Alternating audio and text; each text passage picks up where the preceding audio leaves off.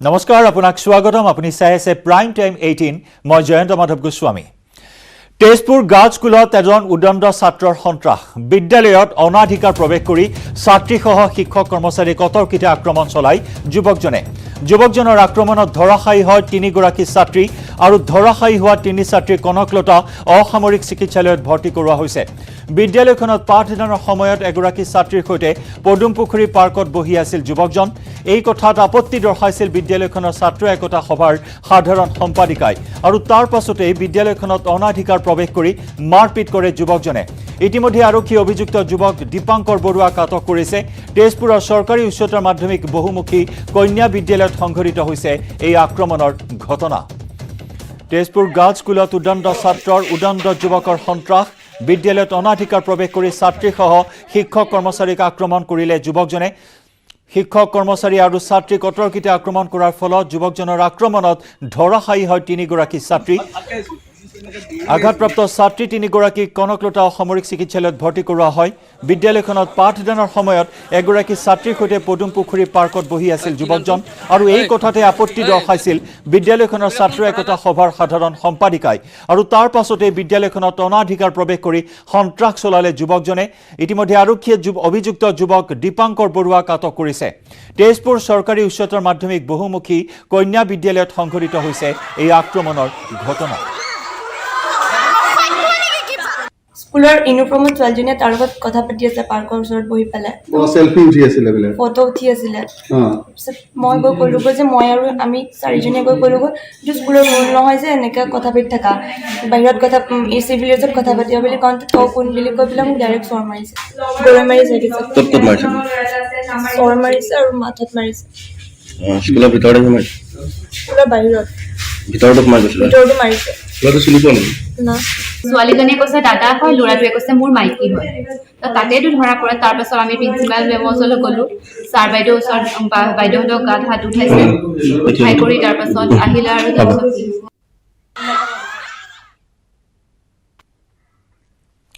আৰু এই ঘটনাক কেন্দ্ৰ কৰি বিদ্যালয়খনত তীব্ৰ উত্তেজনা বিৰাজ কৰে আৰু এই সন্দৰ্ভত শেহতীয়া খবৰ লাভ কৰিবলৈ আমি যোগাযোগ স্থাপন কৰিছোঁ আমাৰ তেজপুৰৰ সাংবাদিক হেমন্ত কুমাৰ নাথৰ সৈতে হেমন্তই অনাধিকাৰ প্ৰৱেশ কৰিলে যুৱকজনে হঠাৎ উন্মাদ হৈ উঠিল যুৱকজন আৰু তাৰ পিছত নিৰ্বিচাৰ আক্ৰমণ চলালে ছাত্ৰীসকলৰ ওপৰত শিক্ষক কৰ্মচাৰীৰ ওপৰত তিনিগৰাকী ছাত্ৰী ধৰাশায়ী হ'ল এই উন্মাদ যুৱকজনৰ আক্ৰমণত হয় জয়ন্ত স্বাভাৱিকতে এজন উদণ্ড যুৱকৰ চৰম উদ্ভণ্ডালিয়ে সীমা চেৰালে তেজপুৰত আজি আৰু এই ঘটনাই সমগ্ৰ তেজপুৰতে ব্যাপক প্ৰতিক্ৰিয়াৰ সৃষ্টি কৰিছে কিয়নো যিজন আমি দীপাংকৰ বৰুৱা নামৰ যিজন উদণ্ড যুৱকৰ কথা কৈছো সেই যুৱকজনে অনাধিকাৰভাৱে পাঠদান চলি থকাৰ মুহূৰ্ততে তেজপুৰ গাৰ্লছ স্কুলত তেওঁ প্ৰৱেশ কৰিছিল আৰু তাৰ পিছতে একাংশ ছাত্ৰীক তেওঁ টাৰ্গেট কৰিছিল তাৰোপৰি শিক্ষক কৰ্মচাৰীসকলকো তেওঁ আক্ৰমণৰ টাৰ্গেট কৰি লৈছিল আৰু আমি ইতিমধ্যে উল্লেখ কৰিছো বা আপুনি কৈছে যে শ্ৰেণী চলি থকাৰ মুহূৰ্ততে এগৰাকী ছাত্ৰীক লগত লৈ এই যুৱকজনে সমীপৰ যি পুখুৰী পাৰ্ক সেই পাৰ্কত বহি আছিল আৰু এই কথা পূৰ্বতেও তেনেধৰণৰ ঘটনা সংঘটিত হৈছে বহুবাৰ আৰু সেই অভিযোগৰ ভিত্তিতে ছাত্ৰ একতা সভাৰ যিগৰাকী সাধাৰণ সম্পাদিকা আছিল তেওঁ আন সহপাঠী ছাত্ৰীক লৈ তেওঁ তাত উপস্থিত আছিল সেই মুহূৰ্তত তেওঁলোক চেল্ফি উঠাত ব্যস্ত আছিল গতিকে স্বাভাৱিকতে যুৱকজন ক্ষুণ্ণ হৈ পৰে আৰু ক্ষুণ্ণ হৈ ছাত্ৰীকেইগৰাকী তাতে আক্ৰমণৰ লক্ষ্য কৰি লয় আৰু যুৱকজনৰ উপৰ্যুপৰি প্ৰহাৰত সাধাৰণ সম্পাদিকা সহ তিনিগৰাকী ছাত্ৰী গুৰুতৰভাৱে আঘাতপ্ৰাপ্ত হৈছে আৰু তেওঁলোকক ইতিমধ্যে কনকলতা অসামৰিক চিকিৎসালয়ত ভৰ্তি কৰা হৈছে আৰু অভিযুক্ত যিজন ছাত্ৰক আটক কৰা হৈছে তেওঁ সম্প্ৰতি তেজপুৰ সদৰ আৰক্ষী থানাত আছে আৰু এই ঘটনাই স্বাভাৱিকতে তেজপুৰতে ব্যাপক প্ৰতিক্ৰিয়াৰ সৃষ্টি কৰিছে কিয়নো যিজন ছাত্ৰ সেই ছাত্ৰ অতি কম বয়সৰ এজন ছাত্ৰ আৰু এই ছাত্ৰজনে এনেদৰে অতি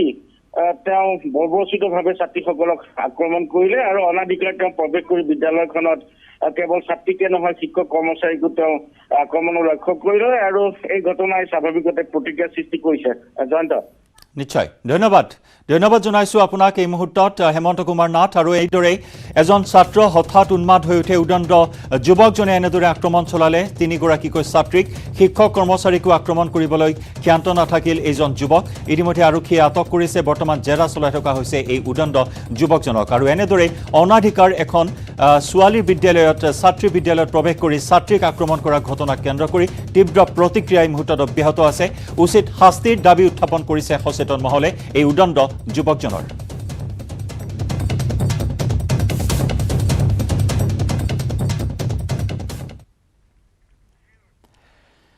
গুৰুত্বপূৰ্ণ খবৰ অৰুণাচল প্ৰদেশৰ লংডিং জিলাত আছাম ৰাইফলছ আৰু NSCN K2ৰ মাজত ভয়াৱহ সংঘৰ্ষৰ সূত্ৰপাত ইতিমধ্যে মণিপুৰত সংঘটিত হোৱা এম্বুছৰ চাঞ্চল্য প্ৰতিক্ৰিয়া অব্যাহত থকাৰ সময়তেই এইবাৰ অৰুণাচলত আছাম ৰাইফলছ আৰু এইবাৰ NSCN K2ৰ মাজত সংঘৰ্ষৰ সূত্ৰপাত হয় খুঞ্চা আৰু ৱাক্ৰা অঞ্চলৰ মাজৰ খগলা গাঁৱৰ অৰণ্যত সংঘটিত হয় এই ভয়াৱহ সংঘৰ্ষ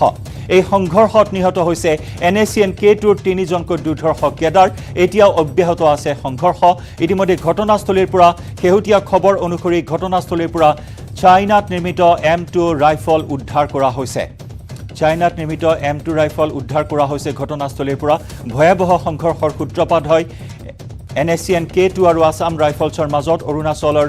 লংডিং জিলাত সংঘটিত হয় এই সংঘৰ্ষ খুঞ্চা আৰু ৱাক্ৰা অঞ্চলৰ মাজৰ খগলা গাঁৱৰ অৰণ্যত সংঘটিত হৈছে এই সংঘৰ্ষ আৰু এই ভয়াৱহ সংঘৰ্ষত নিহত হৈছে NSCN K2ৰ 3জনকৈ দুৰ্ধৰ্ষ কেডাৰ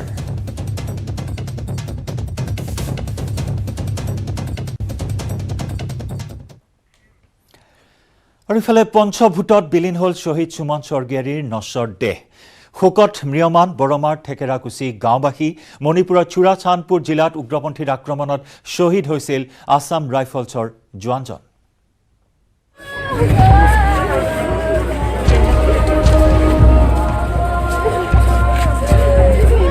পঞ্চভূতত বিলীন হ'ল শ্বহীদ সুমন স্বৰ্গীয়াৰীৰ নশ্বৰ দেহ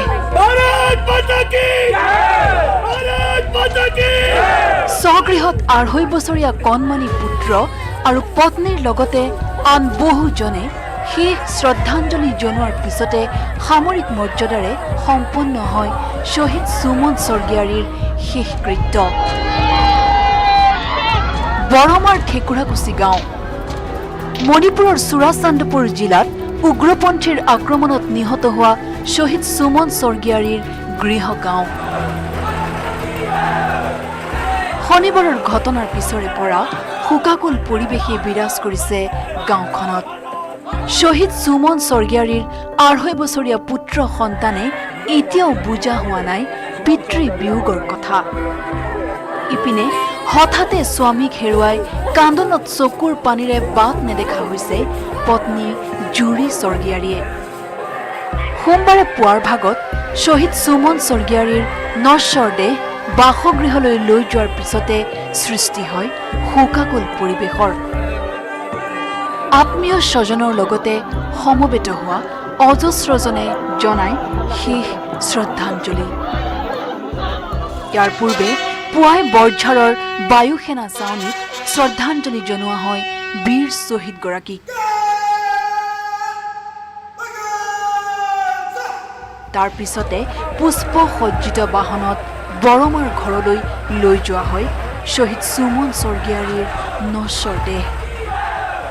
ৰাজ্য চৰকাৰৰ হৈ শ্বহীদৰ ঘৰত উপস্থিত হৈ শেষ শ্ৰদ্ধাঞ্জলি জনালে মন্ত্ৰী কেশৱ মহন্ত আৰু UG ব্ৰহ্মই মন্ত্ৰী UG ব্ৰহ্মই শ্বহীদ সুমন স্বৰ্গীয়াৰীৰ পৰিয়াললৈ ৰাজ্য চৰকাৰৰ তৰফৰ পৰা 50 লাখ টকাৰ সাহায্য ঘোষণা কৰে ইতিমধ্যে উগ্ৰপন্থীসকলক মূলসুঁতিলৈ অনাৰ ব্যৱস্থা কৰিছে মাননীয় গৃহমন্ত্ৰী অমিত শ্বাহ ডাঙৰীয়াই অসম চৰকাৰে চেষ্টা চলাই আহিছে অসমৰ আওতাত থকা বিষয়খিনি মাননীয় মুখ্যমন্ত্ৰী ডাঙৰীয়াই ইতিমধ্যে প্ৰচেষ্টা অব্যাহত ৰাখিছে আৰু যিহেতু ৰাইজে যিহেতু লগত আছে মোদী ডাঙৰীয়াৰ লগত আছে গতিকে নিশ্চিতভাৱে সমগ্ৰ ভাৰতবৰ্ষতে এদিন এখন সন্ত্ৰাসবাদ মুক্ত হ'ব বুলি মই দৃঢ় বিশ্বাসী আমি ভাবিছোঁ এই যিটো আমাৰ দিন পাৰ হৈ গৈছে এটা ভাল দিন আহিব আৰু আমি হয়তো ইয়াত খুব আলোচনা বিলোচনাৰ মাজেৰে এটা সমাধান সূত্ৰ উলিয়াব পাৰিম ইপিনে একেটা উগ্ৰপন্থীৰ আক্ৰমণতে শ্বহীদ হোৱা 46 অসম ৰাইফলছৰ জোৱান খাটনাই কন্যাকৰো ৰাষ্ট্ৰীয় মৰ্যাদাৰে সম্পন্ন হয় শেষকৃত্য নাগালেণ্ডৰ মন জিলাৰ টিজিটৰ নিজা গাঁও জাংখামত বহু লোকৰ উপস্থিতিত সম্পন্ন কৰা হয় অন্তিম সৎকাৰ দেওবাৰে সন্ধিয়া বিশেষ হেলিকপ্টাৰ যোগে নিজ গাঁৱলৈ নিয়া হৈছিল বীৰ শ্বহীদজনৰ নশ্বৰ দেহ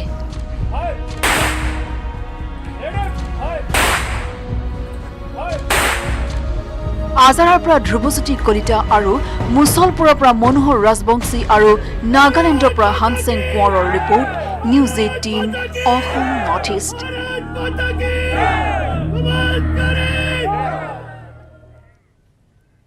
প্ৰাইম টাইম 18ত এইবাৰ আহিছোঁ ৰাজ্যৰ ৰাজনীতিৰ কেইবাটাও গুৰুত্বপূৰ্ণ খবৰলৈ। 2014ৰ পৰা প্ৰতিটো নিৰ্বাচনতে ধাৰাবাহিক ৰূপে পৰাজয় বৰণ কৰাক লৈ এতিয়া কংগ্ৰেছৰ ভিতৰচৰাত আৰম্ভ হৈছে গৃহকণ্ডল। জ্যেষ্ঠ কংগ্ৰেছী পৃথ্বী মাঝি আৰু নীলমণি সেনডেকাই দলীয় নেতৃত্বৰ ভুলৰ বাবে কংগ্ৰেছে ডুবিছে বুলি ৰাজহুৱাকৈ সমালোচনা কৰাৰ পিছত সোমবাৰে প্ৰদেশ কংগ্ৰেছৰ কাৰ্যকৰী সভাপতি জাকিৰ হুছেইন সিকদাৰে দুয়োজন জ্যেষ্ঠ নেতাক উভতি ধৰে। ধাৰাবাহিক পৰাজয়ৰ পিছত কংগ্ৰেছত গৃহকণ্ডল আৰম্ভ। দলীয় নেতৃত্বৰ বিৰুদ্ধে জ্যেষ্ঠ কংগ্ৰেছীৰ মুকলি বিক্ষোভ। যোৱাবাৰ আচলতে শূন্য এইকাৰণে হ'ল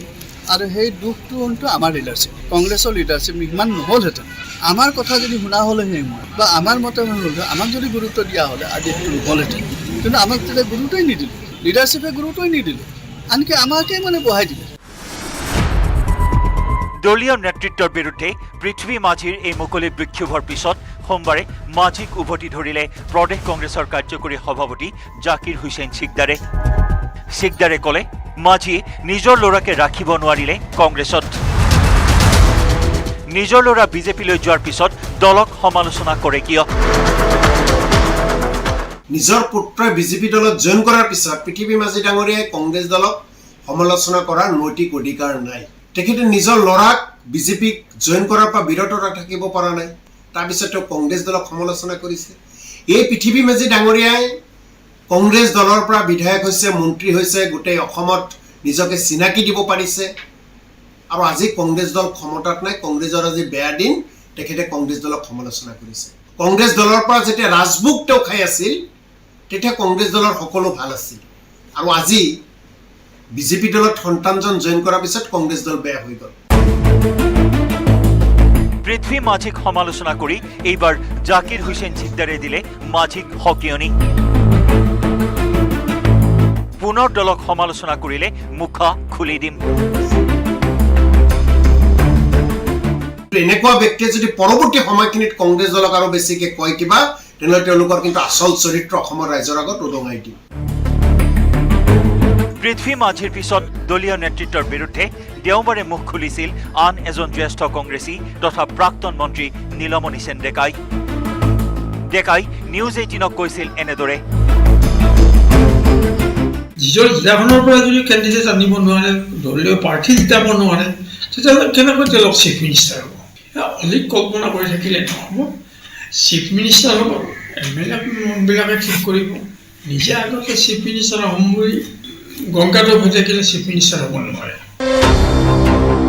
নীলমণি সেন ডেকাকো এৰি নিদিলে APCCৰ কাৰ্যকৰী সভাপতি জাকিৰ হুছেইন সিকদাৰে। জাকিৰে ক'লে দলৰ ভাল দিনত মন্ত্ৰী হৈছিল নীলমণি সেন ডেকা। 2016ত দলে টিকট দিয়াৰ পিছতো কিয় হাৰিলে নীলমণি? দলক সমালোচনা কৰাৰ আগতে মাঝি আৰু নীলমণিয়ে আত্মসমালোচনা কৰক। নীলমণি সেন ডেকাই ডাঙৰীয়াই কৈছে কংগ্ৰেছ দল পৰাজয় বৰণ হৈছে। 2016 চনত ধৰ্মপুৰ বিধানসভা সমষ্টিৰ পৰা নীলমণি সেন ডেকাই ডাঙৰীয়াই কংগ্ৰেছৰ হৈ নিৰ্বাচন খেলিছিল। তেখেতে কিয় হাৰিলে? মন্ত্ৰিত্ব লাভ কৰাৰ পিছত দলে 2016 চনত টিকেট দিছিল, তেওঁ কিয় হাৰিলে? সেই ক্ষমতাৰ সদব্যৱহাৰৰ পৰিৱৰ্তে অপব্যৱহাৰ কৰি তেওঁ যোৱা 2016 চনত নিৰ্বাচনত হাৰিছে। যিসকল ব্যক্তিয়ে নৈতিক দায়িত্ব স্বীকাৰ কৰিব লাগে যে আমাৰ কৰবাত ন কৰবাত ভুল আছে, তাৰ ভিতৰত কিন্তু পৃথ্বী মাঝি আৰু নীলমণি সেন ডেকাও পৰে। তেওঁলোকে নিজক আগতে আত্মসমালোচনা কৰক যে তেওঁলোকৰ কি কি দুখৰ কাৰণে আজি কংগ্ৰেছে অসমত চৰকাৰ গঠন কৰিব নোৱাৰে। দলীয় গৃহকণ্ডলৰ পিছত জাকিৰ হুছেইন সিকদাৰে এইবাৰ টাৰ্গেট কৰি ল'লে AIDFৰ মুৰব্বী বদৰুদ্দিন আজমলক। জাকিৰে ক'লে ৰাইজৰ স্বাৰ্থত আজমলে ৰাজনীতি ত্যাগ কৰক। বদৰুদ্দিন আজমল ডাঙৰীয়াৰ হাততে অসমৰ ভৱিষ্যত। বদৰুদ্দিন আজমল ডাঙৰীয়াই যিমান দিন বিচাৰিব সিমান দিন বিজেপিয়ে চৰকাৰ গঠন কৰি ইয়াতে থাকিব আৰু যিদিনৰ পৰা বদৰুদ্দিন আজমল ডাঙৰীয়াই বিচাৰিব বিজেপিক চৰকাৰ গঠন কৰিব অসমত নিদিওঁ, সিদিনৰ পৰা অসমত বিজেপিয়ে চৰকাৰ গঠন কৰিব নোৱাৰে। UDF দলে যেতিয়াৰ পৰা UDF দল ভংগ কৰি দিব, বদৰুদ্দিন আজমল ডাঙৰীয়াই যিদিনাৰ পৰা UDF দল পৰিত্যাগ কৰিব, সিদিনাৰ পৰাই অসমৰ পৰা বিজেপি বিদায় ল'ব। বিজু কুমাৰ ডেকাৰ report, news 18 Assam North East.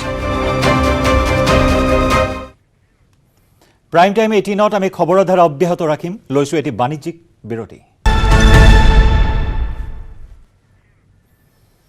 Prime time 18ৰ এক গুৰুত্বপূৰ্ণ খবৰ 2022 বৰ্ষৰ হাইস্কুল শিক্ষান্ত আৰু হাই মাদ্ৰাছা পৰীক্ষাৰ প্ৰস্তুতি আৰম্ভ কৰিছে সেবাই অনলাইন যোগে আবেদন কৰিব পাৰিব পৰীক্ষাৰ্থীয়ে প্ৰপত্ৰ পূৰণৰ সময়সীমা 25 নৱেম্বৰৰ পৰা 18 ডিচেম্বৰলৈ সেবাৰ ৱেবছাইট sebaregistration.in এই ৱেবছাইটত আবেদন কৰিব পাৰিব পৰীক্ষাৰ্থীয়ে পৰীক্ষাৰ প্ৰপত্ৰ পূৰণৰ মাচুল হৈছে 800 টকা আমি পুনৰবাৰ জনাইছো 2022 বৰ্ষৰ হাইস্কুল শিক্ষান্ত আৰু হাই মাদ্ৰাছা পৰীক্ষাৰ প্ৰস্তুতি আৰম্ভ কৰিছে সেবাই অনলাইন যোগে আবেদন কৰিব পাৰিব পৰীক্ষাৰ্থীয়ে প্ৰপত্ৰ পূৰণৰ সময়সীমা হৈছে 25 নৱেম্বৰৰ পৰা 18 ডিচেম্বৰ পৰ্যন্ত সেবাৰ ৱেবছাইট sebaregistration.in ত আবেদন কৰিব পাৰিব পৰীক্ষাৰ্থীয়ে আৰু পৰীক্ষাৰ প্ৰপত্ৰ পূৰণৰ মাচুল হৈছে 800 টকা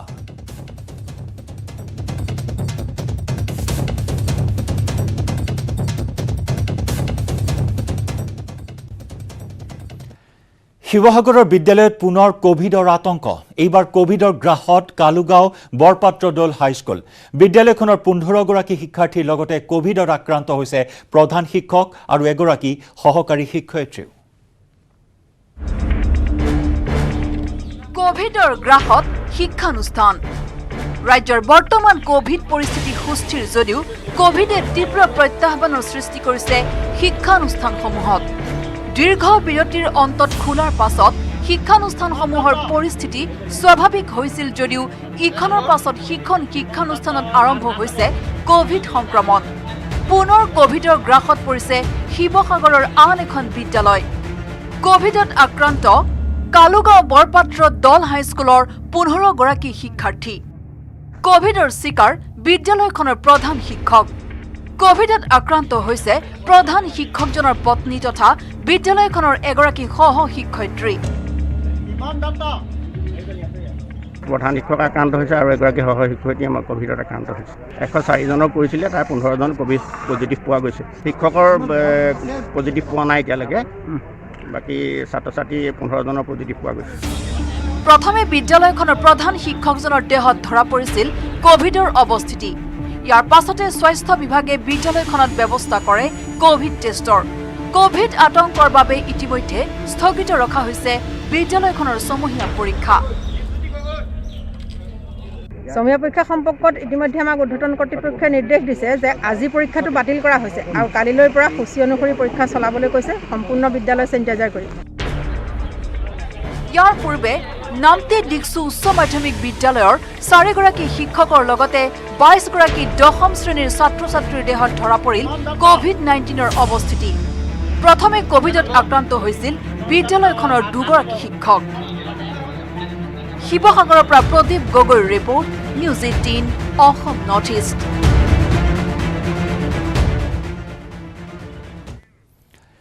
অৱশেষত ফাদিল হল মহানগৰীৰ পল্টন বজাৰৰ কালীবাৰীৰ হত্যাকাণ্ডৰ ৰহস্য পত্নী কন্যাই মিলি হত্যা কৰিছিল পুৰোহিত নাৰায়ণ চক্ৰৱৰ্তীক আৰক্ষীৰ জেৰাত মাতৃ কন্যাই হত্যাকাণ্ডৰ কথা স্বীকাৰ কৰাৰ লগতে ইতিমধ্যে আৰক্ষী গ্ৰেপ্তাৰ কৰিছে মাতৃ কন্যাক পাৰিবাৰিক কন্দলেই কাল হল নাৰায়ণ চক্ৰৱৰ্তীৰ বাবে পত্নী আৰু জ্যেষ্ঠ কন্যাৰ হাতত মৃত্যু সাৱটিলে নাৰায়ণ চক্ৰৱৰ্তীয়ে এতিয়াও পলাতক মাতৃকন্যাক হত্যাত সহায় কৰা তৃতীয়জন ব্যক্তি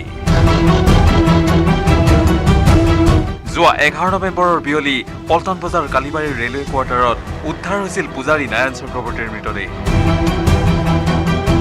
সঞ্জীৱ চৌধুৰী নামৰ বন্ধুজনৰ বন্ধ কোৱাৰ্টাৰতে পত্নী আৰু জীয়াৰীয়ে নাৰায়ণ চক্ৰৱৰ্তীৰ মৃতদেহ প্ৰত্যক্ষ কৰা বুলি অৱগত কৰিছিল আৰক্ষীৰ আগত মৃতদেহত আঘাতৰ চিন পৰিলক্ষিত হোৱাৰ পিছত ইয়া যে এক পৰিকল্পিত হত্যাকাণ্ড এই সন্দৰ্ভত নিশ্চিত হৈছিল আৰক্ষী আৰু তাৰ পিছতেই আৰক্ষীয়ে উঠা বচা কৰিছিল বাসগৃহটোৰ চুবুৰীয়া সত্যনাৰায়ণ বাজভৰ আৰু পুত্ৰ অবিনাশ বাজভৰৰ লগতে মৃত নাৰায়ণ চক্ৰৱৰ্তীৰ পত্নী মৌচুমী আৰু জ্যেষ্ঠ কন্যা প্ৰায় 3 দিন ধৰি চলোৱা জেৰাৰ অন্তত দেওবাৰে নিশা হত্যাকাণ্ডৰ কথা স্বীকাৰ কৰিলে পত্নী মৌচুমী চক্ৰৱৰ্তীয়ে ৰদেৰে মৰিয়াই মৰিয়াই মাতৃকন্যাই হত্যা কৰিছিল নাৰায়ণ চক্ৰৱৰ্তী এই কেছৰ যিজন মৃতকৰ পত্নী আৰু তেখেতৰ জ্যেষ্ঠ জীয়ৰী এই কেছ সংক্ৰান্তত গ্ৰেপ্তাৰ কৰোঁ। হত্যাকাণ্ডত যি মাতৃ আৰু কন্যা জড়িত সেইটো আমি প্ৰমাণ পাইছোঁ। অভিযোগ অনুসৰি প্ৰায় মৃত নাৰায়ণ চক্ৰৱৰ্তীয়ে শাৰীৰিক আৰু মানসিক অত্যাচাৰ চলাই আহিছিল পত্নী আৰু কন্যাৰ ওপৰত। নাৰায়ণ চক্ৰৱৰ্তীৰ এই অত্যাচাৰত অতিষ্ঠ হৈ মাতৃ আৰু কন্যাই আন এজন লোকৰ সহায়ত ভয়ংকৰ ব্লুপ্ৰিণ্ট ৰচিছিল হত্যাৰ। এতিয়ালৈ তদন্তত আমি যিখিনি পাইছোঁ এই হত্যাকাণ্ডৰ মূল কাৰণটো পাৰিবাৰিক। মাতৃ আৰু কন্যাক গ্ৰেপ্তাৰ কৰিলেও এই পৰ্যন্ত জালত পৰা নাই হত্যাকাণ্ডত সহযোগ কৰা তৃতীয়জন লোকক। হত্যা কৰিছে কাৰণ তেখেতৰ বাওঁপিনৰ মূৰত যিটো আঘাত পাইছে এইটো এটা আঘাতৰ চিন আছে, সেই আঘাতৰ ফলত মৃত্যু হোৱা বুলিয়ে কৈছে। মানে এটা আৰু ৰড এডাল ব্যৱহাৰ কৰা বুলি কৈছে। ইফালে মাতৃ আৰু কন্যাক আদালতত হাজিৰ কৰি পুনৰ দুয়োকে 7 দিনৰ জিম্মাত বিচাৰিব আৰক্ষীয়ে। কেমেৰা পাৰ্চন সঞ্জয় বৰাৰ সহযোগত Bhaskar Jogi Hazarika, news 18 Assam North east.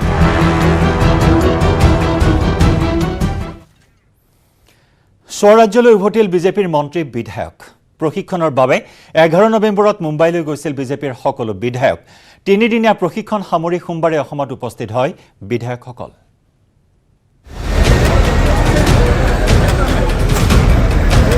মুম্বাইৰ পৰা উভতিল বিজেপিৰ মন্ত্ৰী বিধায়ক। যোৱা 11 নৱেম্বৰ বৃহস্পতিবাৰে বিশেষ প্ৰশিক্ষণৰ বাবে দিছপুৰ খালী কৰি মুম্বাইলৈ ৰাওনা হৈছিল বিজেপিৰ সকলো মন্ত্ৰী বিধায়ক। এই প্ৰশিক্ষণৰ সময়ছোৱাত দেশৰ গৃহমন্ত্ৰী অমিত শ্বাহ, বিজেপিৰ ৰাষ্ট্ৰীয় সভাপতি জে পি নাড্ডাৰ লগতে অসমৰ মুখ্যমন্ত্ৰী হিমন্ত বিশ্ব শৰ্মা প্ৰমুখ্যে সকলো মন্ত্ৰী বিধায়ক উপস্থিত আছিল। সোমবাৰে মুম্বাইৰ পৰা ইণ্ডিগো বিমানযোগে বৰঝাৰ বিমানবন্দৰত উপস্থিত হ'ল ইয়াৰে 18গৰাকী মন্ত্ৰী বিধায়ক। প্ৰশিক্ষণ অংশগ্ৰহণ কৰি খুব ভাল লাগিল আৰু বহু নজনা কথা আমি জানিবলৈ পালোঁ। আৰু ৰাষ্ট্ৰৰ হকে কাম কৰিবৰ কাৰণে চৰকাৰী নিয়ম নীতিৰ মাজেদি কেনেধৰণে জনপ্ৰতিনিধিৰ দায়িত্ব কৰ্তব্য এটাইবিলাক কথাত আমি পূৰ্বতকৈ যথেষ্ট অভিজ্ঞ হ'বৰ কাৰণে আমাক জ্ঞান দিলে। আমি ভাবোঁ এইখিনি আমাৰ ভৱিষ্যত জীৱনত ৰাইজক সেৱা কৰা, দলটোক সেৱা কৰিবলৈ যথেষ্ট সুবিধা হ'ব। আজাৰৰ পৰা Dhruvajyoti Kalita, news 18 Assam North East. আৰু ইফালে মুম্বাইত প্ৰশিক্ষণ গ্ৰহণ কৰি সলনি হ'ল ৰূপজ্যোতি কুৰ্মী। এতিয়া আগৰ দৰে কথা নকয় ৰূপজ্যোতিয়ে।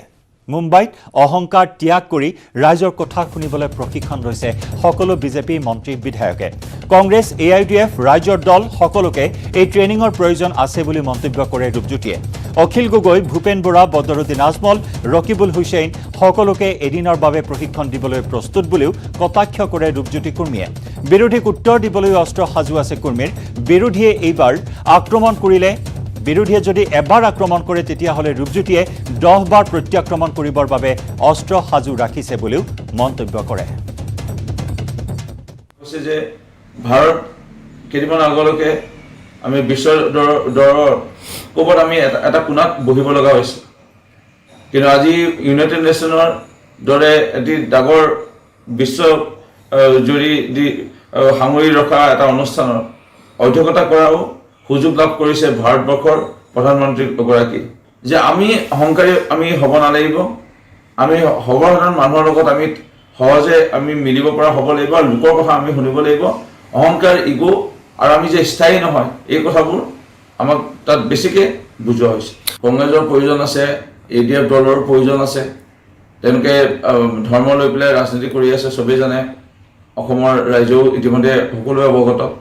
যে ADF দলটোৱে ধৰ্ম লৈ পেলাই ৰাজনীতি কৰিবলৈ তেওঁলোকে তিষ্টি আছে। কংগ্ৰেছে এতিয়া আবুল তাবুল বলাকাৰ বাদ দি ভাল এজন ছাত্ৰ যেনেকৈ ভালদৰে পঢ়িব লাগে, ভালদৰে পৰীক্ষা দিব লাগে,